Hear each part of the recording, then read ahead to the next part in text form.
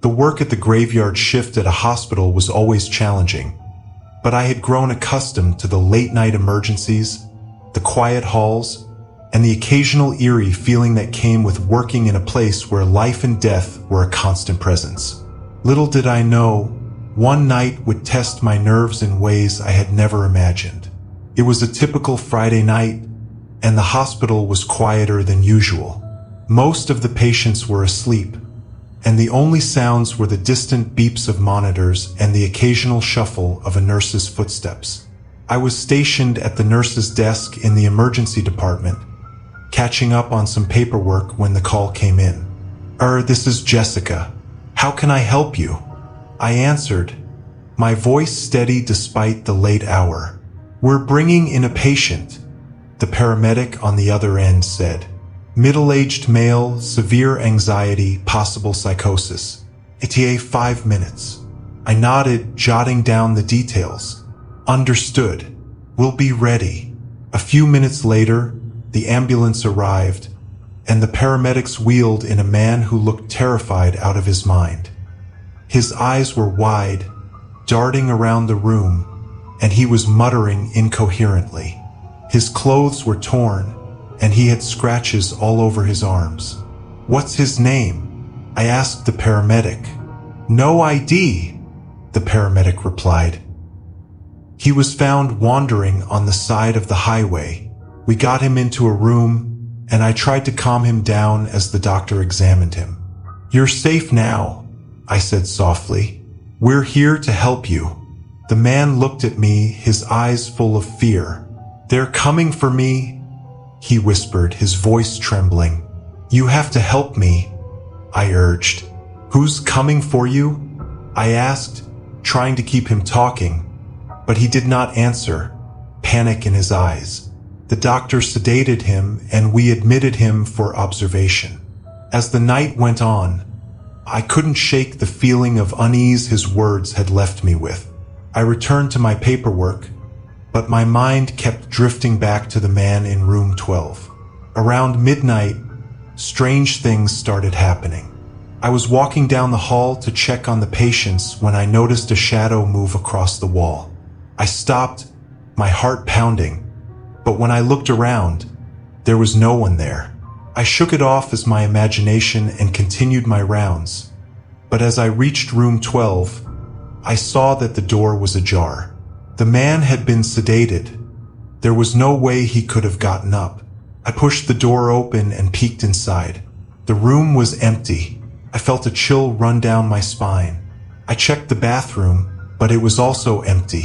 Panic started to set in as I realized he could be anywhere in the hospital. I rushed back to the nurse's station and called security, my hand shaking. "We have a missing patient," I said, my voice trembling. "Room 12. He's a middle-aged male, severe anxiety, possible psychosis." "We're on it," the security guard replied, and I heard the click of the radio as he called for backup. I tried to stay calm, but the fear was growing. I checked the security monitors, but there was no sign of him. The hospital felt unnaturally quiet, the usual hum of activity replaced by an eerie silence. Then I heard it, a soft whispering, like someone was speaking just out of earshot. I turned around, but the hallway was empty. The whispering grew louder, and I realized it was coming from room 12. I walked back to the room, my heart pounding in my chest. The door was still ajar, and the whispering was clearer now, like a chorus of voices all speaking at once. I pushed the door open and stepped inside. The man was back in his bed, his eyes wide open and staring at the ceiling. His lips were moving, but the words were unintelligible. I felt a cold sweat break out on my forehead as I approached him. "Are you okay?" I asked, my voice barely above a whisper. He turned his head slowly to look at me, and for a moment, I thought I saw something in his eyes, something dark and menacing. "They're here," he said, his voice a hoarse whisper. "They're inside me." I backed away, my fear turning to panic. I ran back to the nurse's station and called the doctor, my hands shaking so badly I could barely hold the phone. "The patient in room 12 is back," I said, my voice trembling. "He's saying strange things. I think something's really wrong." The doctor arrived a few minutes later, and we both went to check on the man. He was lying still, his eyes closed, and the room was silent. The doctor examined him, then turned to me with a puzzled expression. "He's stable," he said, "but we need to keep a close eye on him." As the night wore on, the sense of unease grew stronger. The whispering continued, and I started seeing shadows moving in the corners of my vision. I felt like I was being watched. The hospital, usually a place of healing and safety, had become a place of fear and dread. Around 3 a.m., I was checking the monitors again when I saw something that made my blood run cold. On the screen, I saw the man from room 12 walking down the hall, his eyes fixed on the camera, but he was still in his bed. I had just checked on him. I blinked and the image was gone. I rubbed my eyes, wondering if I was losing my mind, but then I heard footsteps behind me. I turned around slowly, and there he was, standing at the end of the hall, staring at me with those dark, hollow eyes. I felt paralyzed with fear. He started walking towards me, his movements slow and deliberate. I backed away, my heart racing, and then I turned and ran. I ran to the security office, bursting through the door and gasping for breath. The security guard looked at me in alarm. "What's wrong?" "He's out," I said, my voice shaking.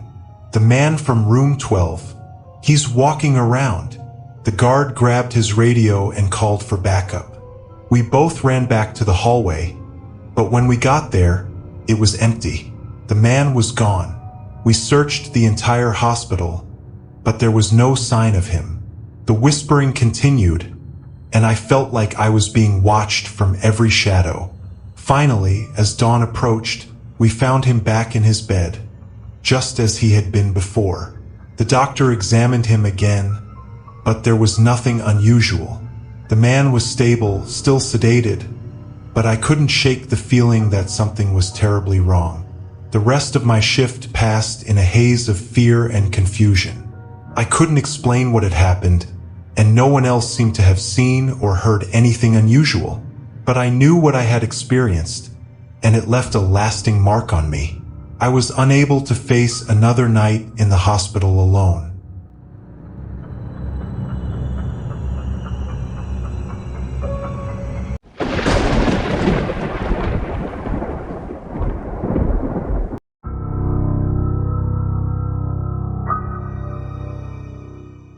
Driving deliveries for a small courier firm isn't my dream job, but it covers the bills. Most of the time, the work is straightforward. Pick up the package, drop it off, repeat. I usually do day shifts, but with the holiday rush, I was asked to cover some night deliveries. At first, I was fine with it, driving through quiet streets with no traffic, listening to my favorite podcasts. On my first night, I was scheduled to deliver a few packages to a business district about an hour outside of town. It was already dark by the time I left the warehouse, the kind of cold, moonless night that made everything seem a little more sinister. Still, I wasn't too worried. I'd done late-night runs before and never had any issues. The business district I was heading to was a weird spot, though. It was part of an industrial park with rows of warehouses and offices tucked away in a remote area just off the main highway. The place was pretty much deserted after dark. No one worked there at night, which meant it was usually quiet, almost too quiet. As I drove down the long stretch of road leading to the industrial park, I kept telling myself it was just another delivery, in and out. But something felt different that night. The air felt heavier, and there was a sense of unease I couldn't shake. I arrived at the industrial park just before midnight. The whole area was eerily silent. with only a few dim street lights casting long shadows across the pavement. The warehouses and office buildings loomed like silent giants, their windows dark and uninviting. I parked my van in front of the first building on my route, a large, nondescript office with a plain concrete exterior. I grabbed the package from the back of the van and walked toward the entrance. It was supposed to be a simple drop-off. Scan the package, leave it in the designated drop box, and go. But as I approached the door, I noticed something strange. The front door was slightly ajar, just enough for me to see the dim glow of a flickering light inside. That wasn't normal. The place should have been locked up for the night with no one around. I hesitated for a moment, wondering if I should go inside and see if anyone was there, but my instincts told me to just drop the package and leave. I decided to leave it in the drop box and get out of there. As I scanned the package, I felt like someone was watching me. I couldn't explain it. It was just this creeping sensation that made the hairs on the back of my neck stand on end. I finished the delivery and quickly walked back to my van, trying to shake off the feeling. But as I climbed into the driver's seat, I glanced back at the building. The door was now closed. I told myself it was nothing. Maybe the wind had blown the door shut, even though I didn't hear any noise. Still, I couldn't shake the unease as I headed to my next delivery. This one was at a warehouse on the far edge of the industrial park, even more isolated than the first location. I followed the narrow, winding road that led to the building, my headlights the only light. The warehouse loomed ahead, its metal siding glinting faintly in the dim light. I parked the van near the entrance and grabbed the package. As I approached the door, I saw something, or rather, someone, standing near the back of the building. At first, I thought it was just a trick of the light, but as I got closer, I could make out the figure of a man standing perfectly still near the loading dock. He wasn't moving, just standing there, facing away from me.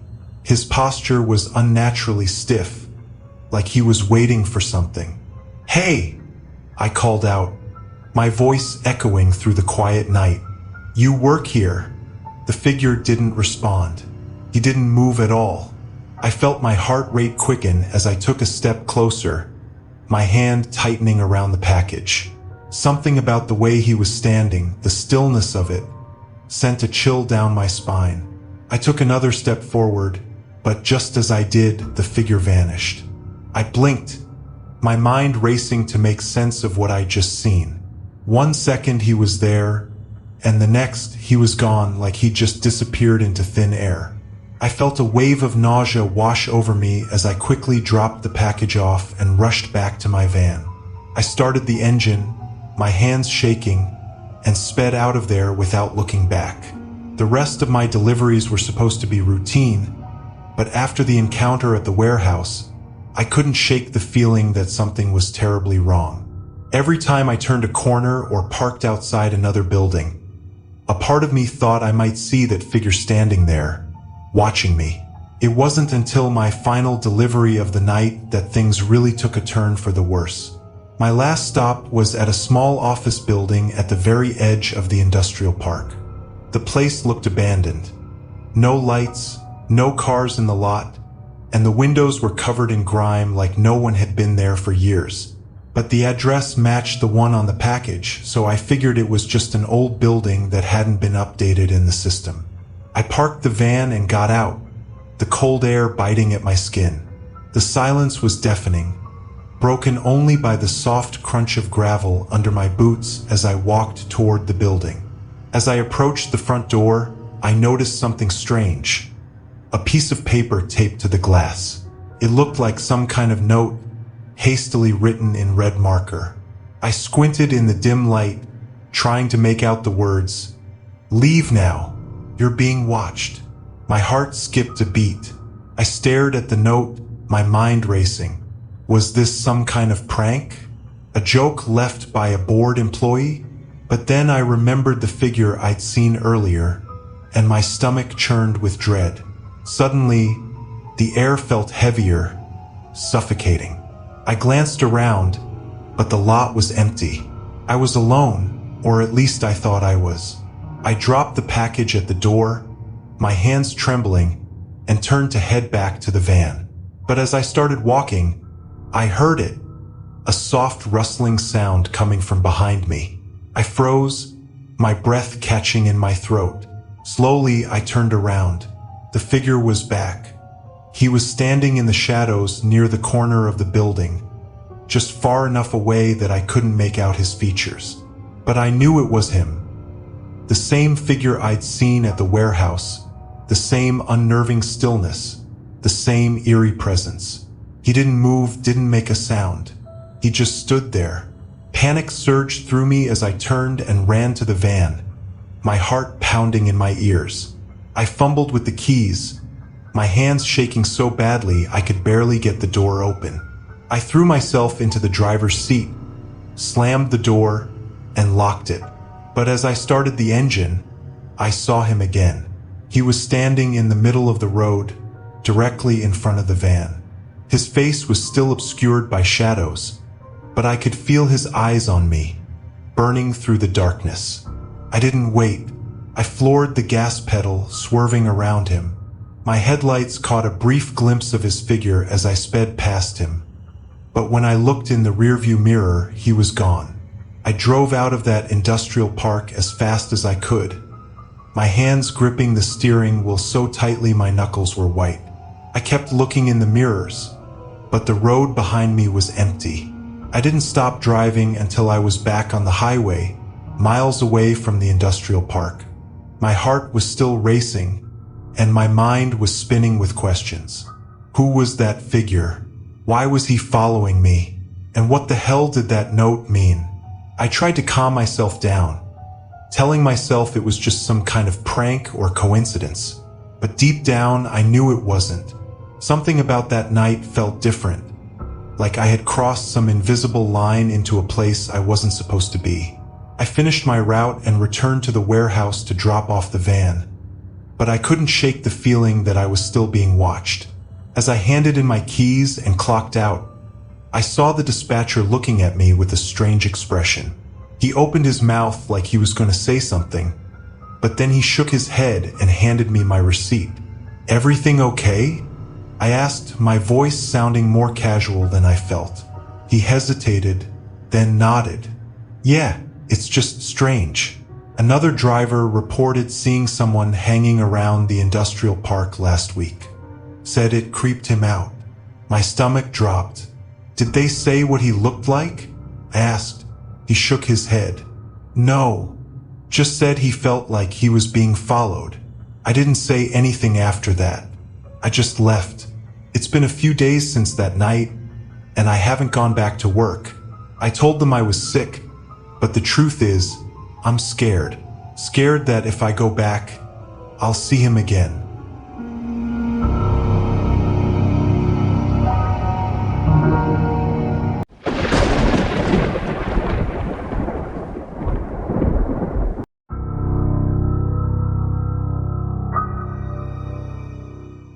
Being a police officer on night shift patrol in a rural area can be quiet, but it can also be eerie. The vast expanses of empty roads and the darkness that seems to swallow everything whole can play tricks on the mind. I had been patrolling the back roads of our small town for years, and while there had been a few unsettling moments, nothing prepared me for what happened that night. It was a cool autumn evening, the kind where the air is crisp and the sky is clear, dotted with stars. The full moon cast an ethereal glow over the landscape, illuminating the fields and the tree-lined roads. I was driving slowly, the police car's headlights cutting through the darkness, the radio crackling with occasional updates from dispatch. Around midnight, as I was making my rounds, I noticed a figure standing by the side of the road. It was unusual to see anyone out here at this hour, and my curiosity was piqued. I slowed down and pulled over, shining my flashlight on the figure. It was a woman, dressed in a tattered dress, her face pale and streaked with tears. She looked disoriented and frightened, I got out of the car and approached her cautiously.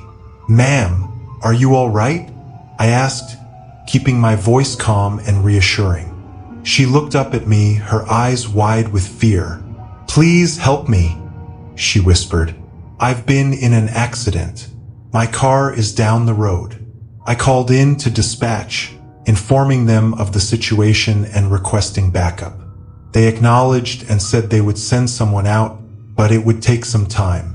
I turned back to the woman, who was now trembling. "Can you show me where your car is?" I asked. She nodded and began to walk down the road, her movements slow and unsteady. I followed her, keeping a close eye on our surroundings. The road was deserted, and the only sound was the crunch of gravel under our feet. As we walked, I noticed something strange. The air grew colder, and a thick fog began to roll in, obscuring the moonlight. My flashlight barely penetrated the mist, and I felt a growing sense of unease. We walked for about 10 minutes when I saw it. A car partially hidden in a ditch by the side of the road. It was an old model, its windows shattered, and the front end crumpled from the impact. The woman stopped a few feet away from the wreckage, her eyes fixed on the car. "Is this your car?" I asked. She nodded, tears streaming down her face. "I was driving home when I swerved to avoid something in the road," she explained.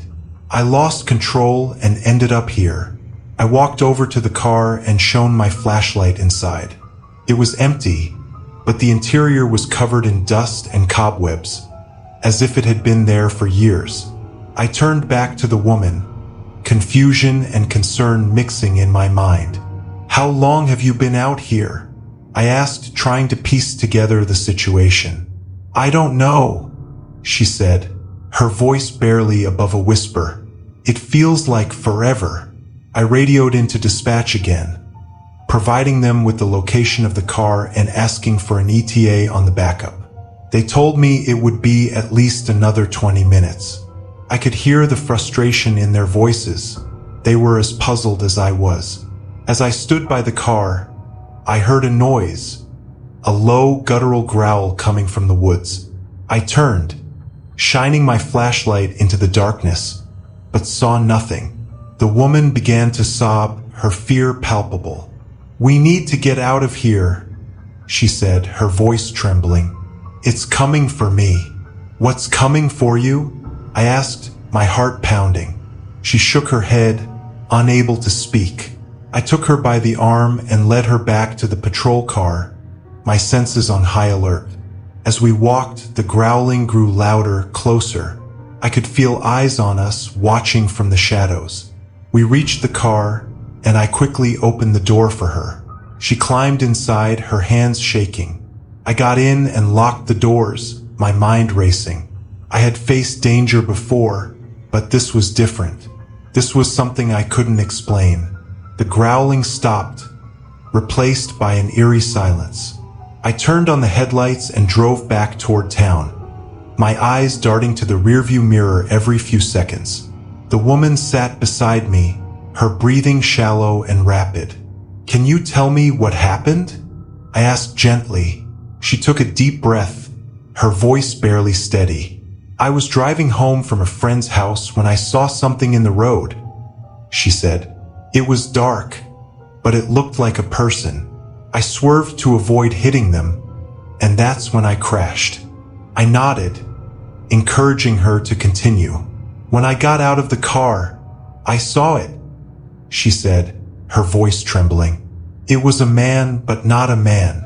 His eyes were glowing, and he made this horrible growling sound. I ran, but I could feel him following me. I felt a chill run down my spine. The woman's story was unsettling, but I had to remain calm. "You're safe now," I said, trying to reassure her. "We'll get you to the station and figure this out." As we drove, I kept a close eye on the road and the woods on either side. The fog had lifted, but the sense of unease remained. The woman fell silent, staring out the window, her fear palpable. We were about halfway back to town when I saw it.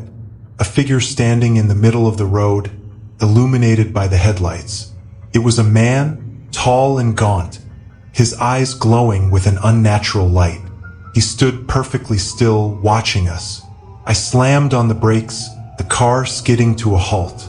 The woman let out a scream, her terror filling the car. I grabbed my flashlight and opened the door, stepping out cautiously. "Stay in the car," I told her, my voice firm. "Lock the doors." I approached the figure, my heart pounding in my chest. "Who are you?" I called out, my flashlight beam cutting through the darkness. The figure didn't move or respond. As I got closer, I could see that his skin was pale and stretched tight over his bones. His eyes glowed with a malevolent light, and the growling sound began again, low and menacing. Fear surged through me, but I forced myself to stay calm. I took a step back, keeping the flashlight trained on the figure. The figure took a step forward, and I felt a wave of dread. I turned and ran back to the car, jumping in and locking the doors. The woman was crying, her fear mirroring my own. I started the car and sped away, the figure disappearing into the rearview mirror. We drove in silence, the tension thick in the air. I radioed into dispatch, informing them of the encounter and requesting immediate backup. We reached the station, and I escorted the woman inside. She was still shaken, but she was safe. My colleagues took her statement, and I filled out my report detailing the night's events. The police searched the area where we had seen the figure but found no trace of him. The woman's car was towed, and the investigation was left open, the mystery unresolved. In the days that followed, I couldn't shake the memory of that night. The figure's glowing eyes and the eerie growling haunted my thoughts. The night shift, once routine, had become a source of dread.